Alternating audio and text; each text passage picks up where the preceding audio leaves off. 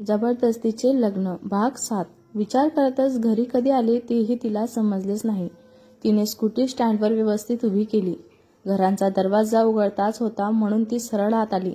पण समोरचे दृश्य पाहून तिला धक्काच बसला. आई, काय झाले तुम्हाला? नंदनी घाबरतच मंगलाबाईंजवळ आली. समोर मंगलाबाई खूप अस्वस्थ वाटत होत्या. त्यांचा श्वास घेण्याची गती वाढलेली होती व त्या थरथरत कापत होत्या. आई आई, काय झाले तुम्हाला? नंदनीने त्यांना हॉलमधील सोफ्यावर बसवले. तीही खूप घाबरलेली होती. नंदनी म्हणाली, मी काय करू? आई, मी पाणी आणू का घेऊन तुम्हाला? नंदनी घाबरूनच बोलली व लगेच किचनमध्ये गेली. तिने किचनमधून ग्लासभर थंड पाणी आणले आणि मंगलाबाईंना पाजले. सोबतच पदराने ती त्याचा घाम पुसू लागली. पाणी पिल्यावर त्यांची थरथरी जरा कमी झाली होती, पण हृदय अजूनही वेगाने धडधडत होतं. मंगलाबाई म्हणाली, नंदनी, माझ्या गोड्या. मंगलाबाई रूमकडे बोट दाखवत मोठमोठ्याने श्वास घेतच बोलत होत्या. नंदनी म्हणाली, गोड्या? हा मी आणते. नंदनी धावतच मंगलाबाई आणि पूनमची जी रूम होती तिकडे गेली. समोर पूनमची स्टडी टेबलवर औषधांचे पॉकेट ठेवलेले होते. नंदनीने पटकन ती उचलले व तशीच मंगलाबाईंजवळ आली. त्यातील एक गोळी मंगलाबाईने दाखवली. नंदनीने पटकनच त्यातली गोळी काढून त्यांना दिली. गोळी घेतल्यानंतर मंगलाला जरा बरे वाटू लागले. नंदनी त्यांच्या जवळच बसून होती. नंदनी म्हणाली, आई चला, आपण दवाखान्यात जाऊया. मंगलाबाई म्हणाली, नंदनी, मला आता बरं वाटत आहे. फक्त थोडी बीपी वाढलेला होता, बाकी काही नाही. नंदनी म्हणाली, पण असा कसा अचानक बीपी का वाढला तुमचा? माझं ऐका, आई, दवाखान्यात चला. डॉक्टर आपल्याला नीट सांगतील आणि मेडिसिन पण देतील. नंदनी बेचैन होऊन बोलत होती. मंगलाबाई म्हणाली, अगं नंदनी, आता मी ठीक आहे. ते मी गोळ्या घ्यायची विसरली म्हणून वाढला असेल आज. थोडा आराम केला की ठीक वाटेल. नंदनी म्हणाली, पण आई एकदा तुम्ही. नंदनी बोलतच होती की मंगलाबाई म्हणाली, नंदनी, मला काहीही झालेले नाही आहे, काळजी करू नको. मंगलाबाई नंदनीच्या डोक्यावरून हात फिरवत बोलत होत्या. त्या ऐकत नाही म्हटल्यावर मग नंदनी ही जास्त फोर्स करू शकली नाही. तिने त्यांना बेडरूममध्ये झोपून त्यांच्या अंगावर व्यवस्थित पांघरून दिले. ती तेथून जातच होती की मंगलाबाई तिला आवाज दिला, नंदनी, ए नंदनी. नंदनी म्हणाली, हा आई, काय? मंगलाबाई म्हणाली, माझा बीपी वाढला हे राजला नको सांगूस. मलाच ओरडे, गोळ्या घेतल्या नाही म्हणून. वर माझी काळजी ती वेगळीच. नंदनी म्हणाली, पण आई. मंगलाबाई म्हणाली, नंदनी, तुला माझी शपथ आहे, सांगितलेस तर. नंदनी म्हणाली, आई, एवढ्यासाठी शपथ नका देऊ ना प्लीज. एकतर तुम्ही दवाखान्यात यायला पण नाही म्हणत आहात, वर राजला सांगायलाही. मंगलाबाई म्हणाली, नंदनी, त्याच्या मागे आधीच टेन्शन कमी नाहीत. माझ्यासाठी त्याला अजून काळजीत नाही टाकायची. मला हवं तेही विनंती समज, पण त्याला नको सांगू काही. नंदनीला त्यांचं बोलणं पटलं तर नव्हतं, पण आता शपथ दिल्यावर तिच्याजवळ इलाजच नव्हता. नंदनी म्हणाली, बरं, पण तुम्ही आता फक्त आराम करा आणि कामाची काळजी मुळीच घेऊ नका. मी करते सर्व काम. मंगलाबाई म्हणाली, अगं असा कसा आराम करू? आता मेसवर जायचे आहे मला. आधीच खूप उशीर झालाय. मंगला उठत बोलत होत्या. नंदनी म्हणाली, आई प्लीज, मी तुमची गोष्ट ऐकली ना. प्लीज आता तुम्ही माझी ऐका. तुम्ही कुठेच जाणार नाहीत. तुम्हालाही माझी शपथ आहे. गेल्या तर. नंदनी ही त्याचे शस्त्र वापरले. मंगलाबाई म्हणाली, बरं बाई, ठीक आहे, नाही जात, पण मला त्यांना फोन तर करू दे ना की मी येणार नाही म्हणून. मंगलाबाई हसत बोलत होत्या. मंगलाबाईने फोन करून त्यांच्या सहकारीला येणाऱ्या नसल्याचे कळवले. नंदनी पूनम अजून कॉलेजवरून कशी आली नाही, आतापर्यंत यायला हवं होतं तिने. मंगलाबाई काळजीने बोलत होत्या. नंदनी म्हणाली, आई, तुम्ही काळजी नका करू. तिच्या कॉलेजमध्ये प्रोग्राम आहे ना, म्हणून लेट झाले असेल तिला. मी कॉल करून पाहते तिला. नंदनीने पूनमला फोन लावला.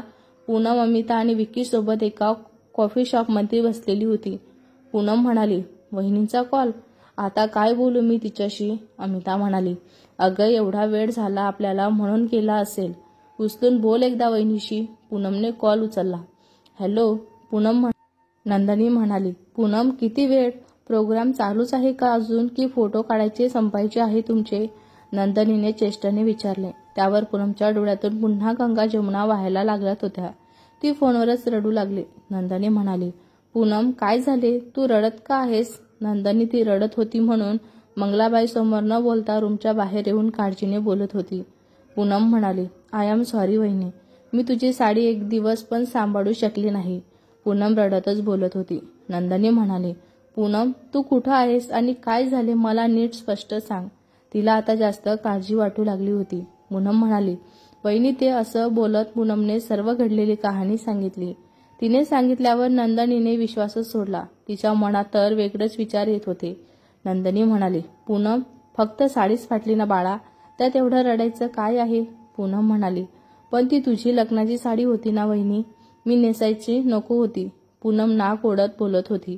नंदनी म्हणाली, पूनम तू एका साडीसाठी एवढी रडत होती असे एखाद्या वेळेस तू मुद्दामून थोडी ना फाडलीस. आता डोळ्यातील अश्रू पुस आधी आणि कुठं आहेस ते सांग मला, मी घ्यायला येऊ का तुला. नंदनी पुन्हा काळजीने बोलू लागली. पूनम म्हणाली, खरंच वहिनी तू नाराज नाही आहेस ना माझ्यावर. पूनम पटकन डोळे पुसत बोलत होती.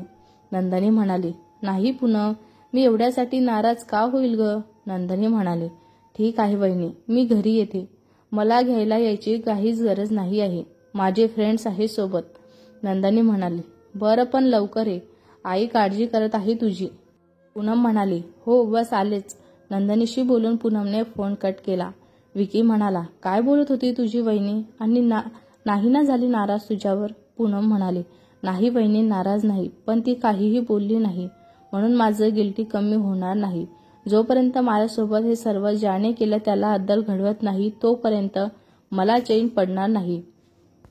विकी पण काय फायदा, ज्याने केले तो तर करून सवरून घरी बसून आराम करत असेल आणि आपण इथे त्याचा विचार करत बसलोय. अमिता म्हणाली, हो ना, किती रिक्वेस्ट केली आपण त्या रणदिवेला, पण तरीही तो सीसीटीव्ही फुटेज दाखवायला तयार नाही.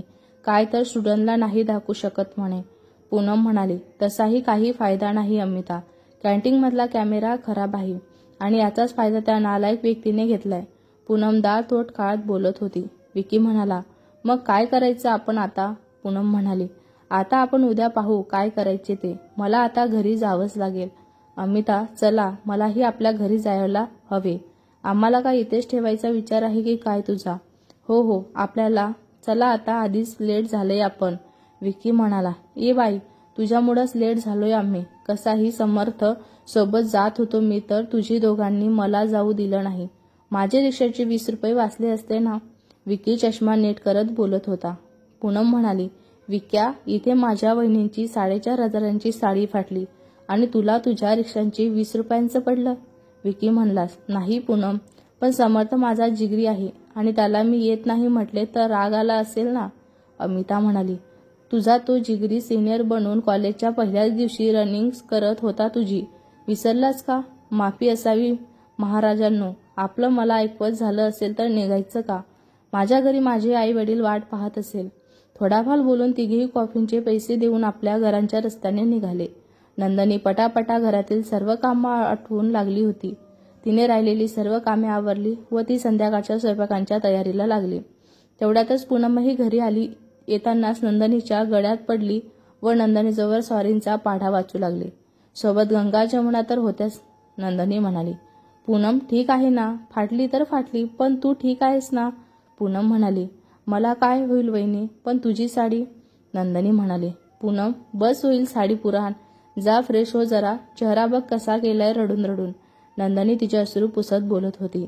नंदनीने समजल्यानंतर पूनम आत फ्रेश व्हायला निघून गेली. नंदनी म्हणाली, किती निरागस आहे नाही, एवढ्याशा साडींसाठी किती रडून हाल केले स्वतःचे. हिच्या जागी विद्या असती तर उलट मलाच कितीतरी ऐकून गेली असती. नंदनी विचार करत होती. ती किचनमध्ये आली व स्वयंपाक बनवू लागली. तिने मटर पनीरची भाजी केली व पोळ्या करायला घेतल्या. रातच्या येण्याची वेळ झाली होती. नकळत तिचे लक्ष सतत दारांकडे जात होते.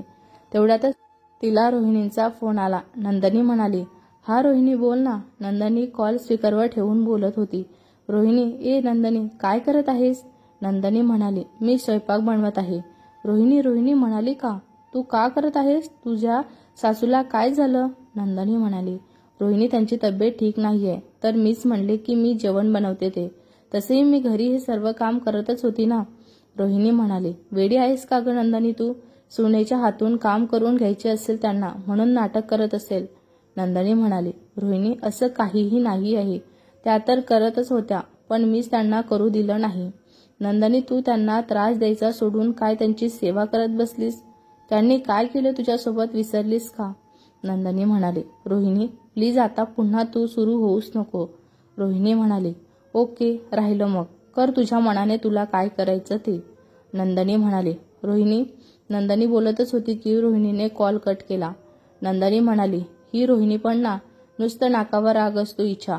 आधीच त्या राजमुळे माझं डोकं दुखायला लागलंय. यात ही नंदनी स्वतःशी पुटपुटली. तिचा पूर्ण स्वयंपाक बनून झाला. तिने किचनमधला पसारा आवरला तेवढ्यातच दरवाजांची बेल वाजली. नंदनी पटकन दरवाजा उघडायला गेली. राज आला होता. त्याने तिच्याकडे पाहिलं नाही व सरळ आत येऊन रूममध्ये निघून गेला. तो आल्यामुळे सर्व जेवायला बसले. पूनम म्हणाली. वहिनी, भाजी खूप छान झाली. मंगलाबाई म्हणाली. हो नंदनी, खरंच खूप चव आहे तुझ्या हाताला. नंदनी म्हणाली. थँक्यू आई. थँक्यू पूनम. हिने जेवण बनवले. मग पण रोज तर आईच बनवत असते. राज म्हणातच. वहिनी, तुझ्या हातांना काय झालंय? पूनम तिच्या हातात बारीक निरीक्षण करत बोलत होती. नंदनी म्हणाली. कुठं काय झालं पूनम? काहीच नाही झालं. पूनम म्हणाली. नाही वहिनी, हे बघ, तुझ्या हाताचे दंड लाल झालेत. पूनम बोलली तसा राजला ठसकाच लागला. राज, आरामशीर जेवण कर. कसली घाई आहे तुला? मंगलाबाई त्याला पाण्याचा ग्लास देत बोलत होत्या. पूनम म्हणाली. सांग ना वहिनी, इन्फेक्शन झालं का कशाचं? पूनम काळजीने बोलत. नंदनीने एकवार राजवर नजर टाकली. तो ताटात पाहत जेवण करत होता. नंदनी म्हणाली. पूनम, ती मी आज सनस्क्रीन लावत होती. कधी लावत नाही तर सूट नसेल झाला. नंदनी उत्तर देत बोलत होती. पूनम म्हणाली. पण मग एवढ्यात हात का लाल झालाय? पूनमशी प्रश्नावली काय थांबायचं नाव घेत नव्हती. मंगलाबाई म्हणाली. तुला काय एवढी चौकशी आहे ग पूनम? ती एवढी सांगत आहे ना. नंदनी. असं काही वापरू नकोस आता. हे दुकानदार मेले, काही पण देतात कशाच्या नावावर. नंदनी म्हणाली.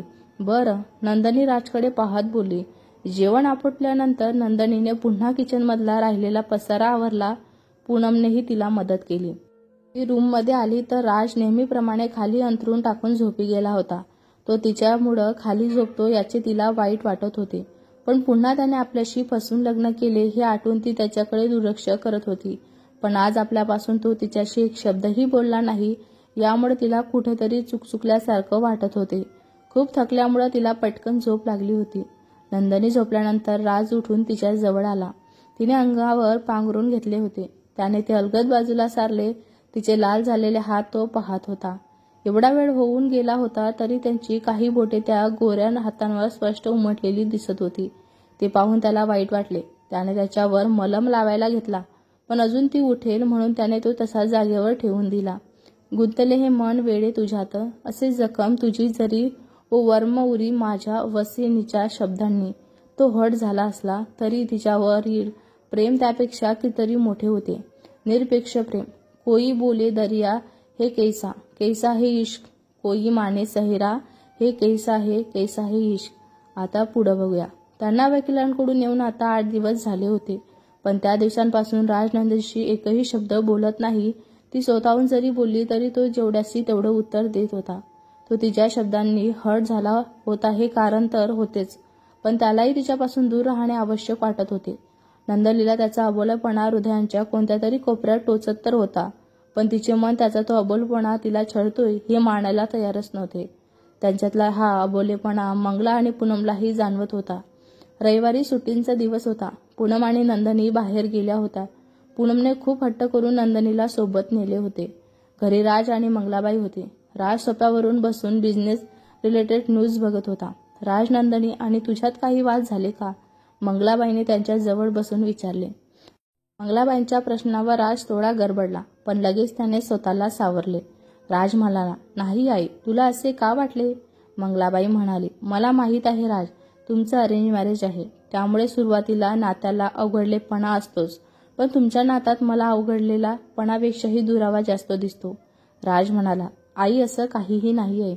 फक्त थोडेफार वाद झाले, जे प्रत्येक घरी होतच असतात. कसले वाद? मंगलाबाईंना धडकी भरली. राज म्हणाला. आई, किरकोळ वाद, एवढं टेन्शन घ्यायची गरज नाही. राजने शांतपणे उत्तर दिले. मंगलाबाई म्हणाली. राज, ती मुलगी सावत्र आईंच्या हाताखाली वाढलेली आहे. तिने तिला कसं वागवलं असेल काय माहिती. तिचा सावत्र आईंचा स्वभाव मला काही फार चांगला वाटला नाही. त्यांना पाहून तर त्या तिचा द्वेषच करतात. असं मला वाटलं. कमीत कमी आपल्या घरी तरी तिला ते प्रेम माया मिळावी ना राज. तू वाद घालून तिला दुखत जाऊ नकोस. राज आला की तुला बाकीचं काहीच कळत नाही. मंगला त्याला समजावत बोलत होत्या. राज म्हणाला, वाद घालून उलट तिचं मला दुखतं. तुला काय माहिती, राज मनातच पुटपुटला. मंगलाबाई म्हणाली, मी काय बोलते राज, ऐकतोस ना. राज म्हणाला, हो आई, आलं लक्षात. नाही दुखेल तुझ्या लाडक्या सुनेला. मंगलाबाई म्हणाली, लाडकी सून काय रे, खूप गुणी आहे पोर. कधी उलट शब्दाने बोलत नाही. सर्वांशी गोड बोलते आणि काळजीही घेते. सागर तर फोनवर तुझ्यापेक्षा तिच्याशी बोलतो. पूनमलाही किती कमी दिवसात तिने जवळ केले बघ. राज मनातच बोलला, सर्वांशी गोड बोलता येतं तिला, माझ्याशी सोडून. राज पुन्हा पुटपुटला. मंगलाबाई म्हणाली, राज काय पुटपुटतोय तू तोंडातल्या तोंडात. राज म्हणाला, काही नाही आई, तू बोल ना. मंगलाबाई म्हणाली, मी तुला विचारत होते की तू कपाट कधी आणणार आहेस नवीन. किती दिवसात सांगत आहे मी तुला. एकटा होतास तर काही नाही, पण आता नंदनी आहे, तिला जमत नसेल ते वापरायला. राज म्हणाला, ते पाहू पुढं, सध्या एवढा खर्च परवडणार नाही आहे. आधीच लग्नाला आपल्या बजेटापेक्षा जास्त खर्च केलाय तू. मंगलाबाई म्हणाले, राज आता पुन्हा तो विषय काढू नकोस. पहिलं लग्न होतं घरात, मग ते असंच करायचं का. आणि तुझ्या बजेट बसेल तर मला सांग, मी देते तुला पैसे कपाट आणायला. मंगलाबाई चिडून बोलल्या. राज म्हणाला, आई मी आणेल ना, तू चिडू नकोस ना. राज माघार घेत बोलत होता. बरं पण चल लवकर आण, तू नाही आणलेस तर मी स्वतः घेऊन येईल नाहीतर. मंगलाबाई बोलून काम आवरायला गेल्या. धड 6 महिने राहणार नाही, माहीत नाही ती तिच्यासाठी काय नवीन कपाट आणायचं. राज पुन्हा पुटपुटला. नंदिनी, पूनम आणि नीता इकडे शॉपिंग करत होत्या. ते एका कपड्यांच्या दुकानात जातात. नीता म्हणाली, पूनम मला वाटते यापेक्षा मॉलमध्ये छान कपडे मिळतील. हे सर्व मला लोकल दुकान वाटत आहेत.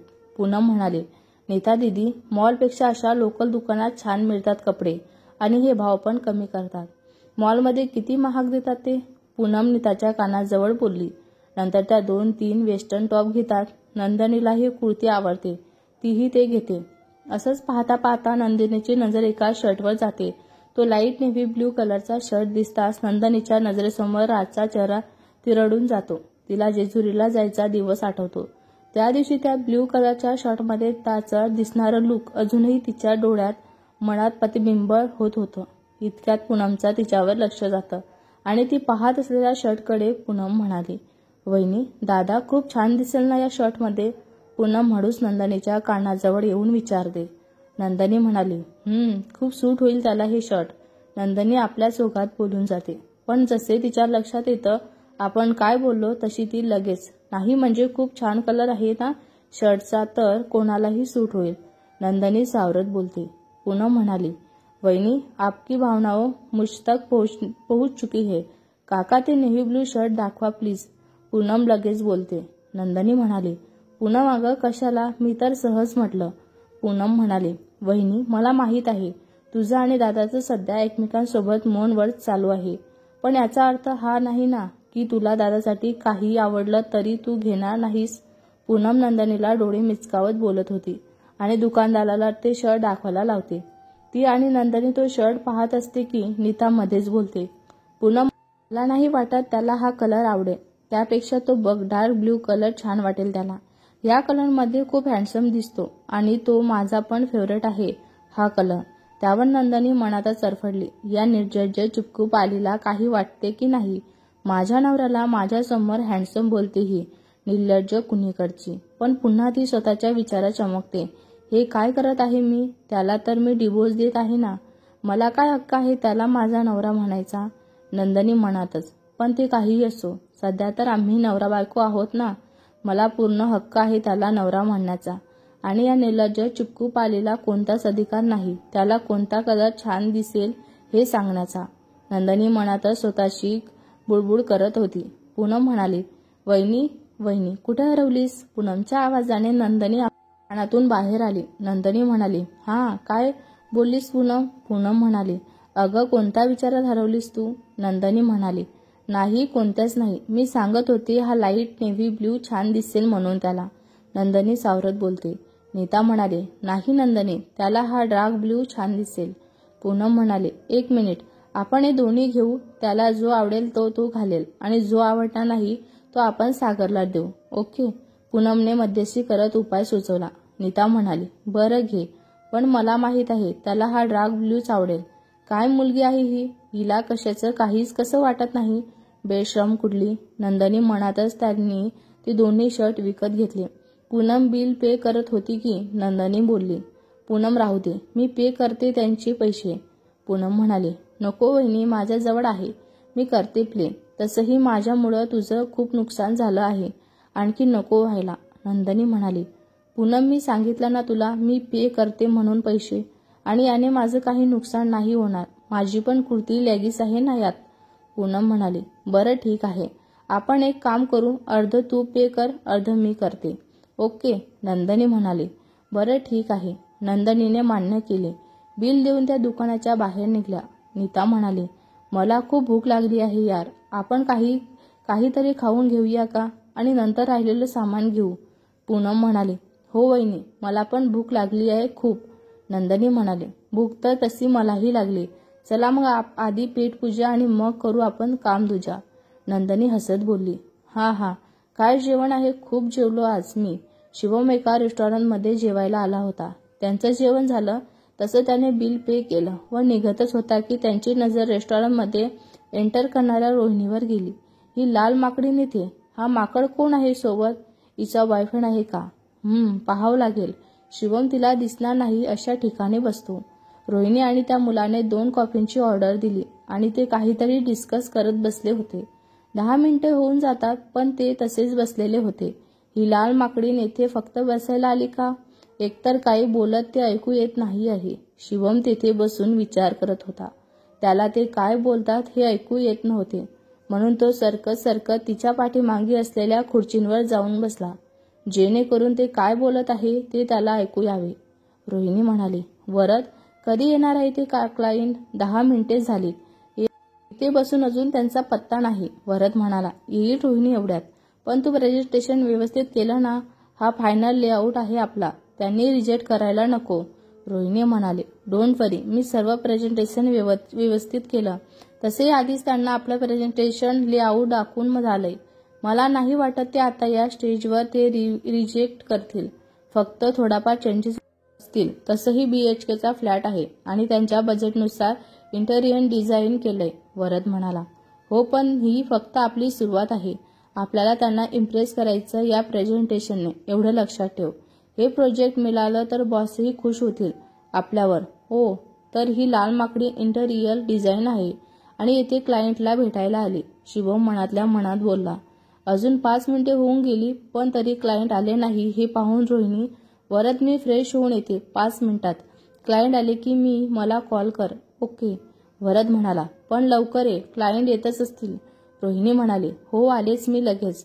रोहिणी बोलून वॉशरूमला जाते. ती वॉशरूममधून परत येते तेव्हा क्लायंट आलेला असतात. ती त्याच्या जवळ जातच असते की मधातच शिवम येऊन हातातील अख्खी कोल्ड्रिंक कॉफी तिच्या नव्या करकरीत विशेष प्रेझेंटेशनसाठी घालून आलेल्या ड्रेसवर सांडवतो. तर 2 मिनिटे स्तब्ध उभी राहते. तिला कळत नाही तिच्यासोबत नक्की काय झालं ते. आजूबाजूचे 2-3 टेबलवरील लोकांचं त्यांच्यावर लक्ष जातं. बाजूंच्या टेबलवरील एक व्यक्ती त्यांच्याकडे जातच असतो की त्यांची बायको त्याला टोकते. अहो, गर्लफ्रेंड बॉयफ्रेंड दिसतोय, बघा ना कसे पाहत आहे एकमेकांकडे. त्या व्यक्तींची बायको थोड्या वेळाने जशी ती भानावर येऊन समोर बघते तसा शिवमचा चेहरा तिला दिसतो. शिवम म्हणाला, कैसा लगा मेरा मजाक? शिवम दोन्ही भुवया 2 वेळा उंचावून चेहऱ्यांवरील विजयी मुद्रेने हळूवार तिला विचारतो. रोहिणी म्हणाले, यू ब्लडी फूल, हे काय केलंस तू? रोहिणी त्याला मोठ्याने ओरडतच असते की तिला समोर थोड्या अंतरावर क्लायंट बसलेले दिसल्याने ती हळू पण उशातच विचारते. सोबत तिच्या ड्रेसकडेही पाहत असते. शिवम म्हणाला, सॉरी यार माकडीन, पण मला तू दिसलीच नाही. मी तर सहज इथून जात होतो तर तू मधात आली, त्यात मी काय करू? शिवम एकदा भोळा चेहरा करत बोलत होता. रोहिणी, यू ब्लडी इडियट चॅम्पियनची, मला शिकू नकोस. तू मुद्दाम माझ्यावर ही कॉफी सांडवलीस ना? रोहिणी दात ओठ खात बोलत होती. शिवम म्हणाला, मुद्दामून तुझ्यासोबत काही करायला तू काय माझी गर्लफ्रेंड आहेस का? रोहिणी म्हणाली, मी जीव घेईल तुझा. ती त्याच्या गच्चीजवळ तिचे दोन्ही हात नेतच असते की शिवम म्हणाला, हे बघ, तुझे क्लायंट इथे 4-5 टेबल सोडून बसलेत. त्यांना जर तू अशी पिसाळलेल्या माकडींसारखी दिसली ना तर नक्कीच ते तुम्हाला अजून न दिलेला प्रोजेक्ट कॅन्सल करतील बघ. शुभम पुरेपूर संधीचा फायदा घेत म्हणाला. ते क्लायंट समोर असल्याने त्यांच्यावर ओढू शकत नव्हती. नाच जोराने बोलू शकत होती. तिच्या डोळ्यात आग उसळत होती. तिला तर वाटत होते की तिने महादेवांसारखे तिसरे नेत्र उघडावे आणि समोर घुबडांसारखे गालात हसत बघत असणाऱ्या व्यक्तीला तिथेच भस्मसात करावे. पण ती ते करू शकत नव्हती. तिला तिची इमेज क्लायंट समोर खराब करायची नव्हती आणि त्यासाठी तेवढा वेळही तिच्याजवळ नव्हता. रोहिणी म्हणाली, बघून घेईल मी तुला. ती बोलून रागातच पाय आपटत पुन्हा वॉशरूममध्ये गेली. ए लडके, क्यों परेशान कर रहे हो उस लड़की को? बाजूचा एक 50-55 वर्षाचा भारदस्त एक माणूस त्यांच्यासोबत येऊन बोलला. त्या माणसाला पाहून शुभम घाबरला, पण लगेच त्याने स्वतःला सावरले. शुभम म्हणाला, नहीं काका, मैं उसे कहाँ परेशान कर रहा हूँ. परेशान तो वो मुझे कर रही है.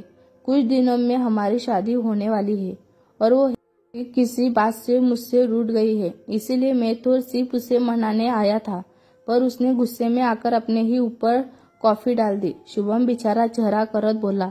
तो माणूस म्हणाला, पर गुस्से में अपने ही ऊपर कॉफी कौन डालता है? शुभम म्हणाला, वही तो काका, वो गुस्से में क्या करती है उसको भी पता नहीं होता. उसका गुस्सा ही तो हमारे रिलेशन में बाधा डाल रहा है. नहीं तो वैसे तो वो साफ दिल की है, पर मैं भी तो इंसान हूं ना. कब तक गुस्सा झेलूंगा उसका. शिवमने आता जास्तच बिचारं तोंड केलं होतं. तो माणूस म्हणाला, वो तू टेंशन ना ले पुत्तरजी, मैं उसे समझाता हूँ. ऐसे गुस्से से थोड़ी ना घर संसार टिकता है. दादाची धर्मपत्नी बोलली. शिवम म्हणाला, हाँ काकू, आप समझाइए उसको, मैं अब चलता हूँ. आपके समझाने से अगर वो माने तो उसे कह देना उसका प्रेमी उसी पीपल के पेड़ के नीचे उसका इंतजार कर रहा है, जहाँ पहली बार हमने एक दूसरे से अपने इश्क का इजहार किया था. शुभम दुखी चेहरा करत बोला, हाँ पुत्तरजी, मैं समझाती हूँ उसको, तू मत दुखी हो. वह जरूर आएगी पीपल के पेड़ के नीचे. सरदारजी की पत्नी त्यांच्या डोक्यांवरून हात फिरवत बोलत होती. शिवम म्हणाला, काकू, आपकी बहुत बड़ी मेहरबानी होगी मुझ पर. मैं जाकर वहां उसका इंतजार करता हूँ. बोलून शुभम तिथून सटकला. शॉपिंगवरून आलेल्यावर पूनम सर्व सामान मंगलाबाईंना आणि राजला दाखवत होती. सोबत नीता आणि नंदनीही बसल्या होत्या. आल्यापासून त्या तिघींचीही फक्त शॉपिंगबद्दल चर्चा सुरू होती. राजला त्यात काळीचाही इंटरेस्ट नव्हता, म्हणून तो आपल्या मोबाईलमध्ये तोंड घालून बसला होता. पूनम म्हणाली, हे शर्ट कसं वाटतं तुला? पूनमने राजला विचारले. राज म्हणाला, राजने शर्टकडे पाहिलेही नाही. छान आहे. पूनम म्हणाली, आणि हे? पूनमने दुसरा शर्ट दाखवत विचारले. राज म्हणाला, तो पण छान आहे. राज मोबाईलमधून तोंड न काढताच बोलला. पूनम म्हणाली, दादा आधी बघ तर मग सांग. राज म्हणाला, पूनम, तू घेतला म्हणजे छानच असेल ना, मला बघायची गरज नाही. राज मोबाईलमध्ये पाहतच बोलला. पूनम म्हणाली, तुला कोणी सांगितलं मी घेतला म्हणून? हा शर्ट तर वहिनींचा चॉईसचा आहे. राज म्हणाला, काय? राजची नजर झरकन तिच्या हातातील दोन्ही शर्टवर खिळली. आता नंदिनीच्या चॉईसचा शर्ट म्हटल्यावर त्याने त्याच्याकडे पाहिले नाही तर नव्वलच. पूनम म्हणाली, हो, यातील एक नीता दीदीला आवडला होता आणि एक वहिनीला, म्हणून आम्ही दोन्ही घेतले. आता तू सांग तुला कोणता आवडला, म्हणजे एक आम्ही सागरला देऊ. पूनम दोन्ही शर्ट हातात घेऊन त्याला दाखवत विचारत होती. राज म्हणाला. राज हे दोन्ही शर्ट निरखून पाहत होता. नंदिनी व नीतांचा पूर्ण लक्ष तो आता काय बोलतो याकडे होतं. त्या त्यांच्याकडे अशा पाहत होत्या जणू तो आता एखाद्या विनिंग कॉम्पिटिशनचं विजेतेपद जाहीर करणार आहे. पूनम म्हणाली, दादा, किती वेळचं शर्टकडे नुसतं पाहतोस? तुला काही त्यावर PhD नाही करायची. तुला कोणतं आवडतं ते सांगायचं फक्त. पण राज म्हणाला, सांगतो राज. 1 मिनिट. पूनम म्हणाली, दादा, आधी तर तू शर्टकडे पाहतही नव्हतास आणि आता इतकं काय निरखून पाहतोस? वहिनीच्या चॉईसचा आहे म्हणून पाहतोस का? पूनम त्याला चिडवत बोलली. राज म्हणाला, पूनम, तू गप्प बस. मला शर्ट घालायचा आहे तर मला तो आवडायलाही पाहिजे ना. राज दटावून बोलला. माहीत आहे तुझी नाटकं. पूनम तोंडातल्या तोंडात पुटपुटली. राजला कळत नव्हतं त्यातल्या नंदिनीच्या चॉईसचं शर्ट कोणतं आहे, पण त्याला नंदिनीच्या चॉईसचं शर्ट घ्यायचं होतं. मग तो तिच्यासोबत बोलत का नसेना? कोणतं असेल या दोनपैकी? नंदिनीच्या चॉईसचं. तशी ही इतर जास्त डार्क कलर चूज केला असेल का हिने? पण ही तर गोरी आहे, हिला डार्क कलरही सूट होतो. पण मी तो स्वतःकडे पाहत विचार करतो. हा सांगतो की नाही आजचा दिवस, एवढा काय विचार करायचा यात. माझ्या चॉईसचा शर्ट याला घालायचा नसेल बहुतेक. नंदनी मनातच पूनम म्हणाली, दादा सांग ना, माझे हात दुखायला लागलेत आता. राज म्हणाला, खूप विचार करून राज अखेर त्यातील एका शर्टकडे बोट दाखवतो. हा आवडला मला. तसे त्या तिघी त्या शर्टकडे पाहतात. भेटूया पुढच्या भागात. हा भाग तुम्हाला कसा वाटला कमेंट करून नक्की सांगा. व्हिडिओ आवडला असल्यास लाईक करा, शेअर करा. नवीन असाल तर चॅनलला सबस्क्राईब करा. धन्यवाद.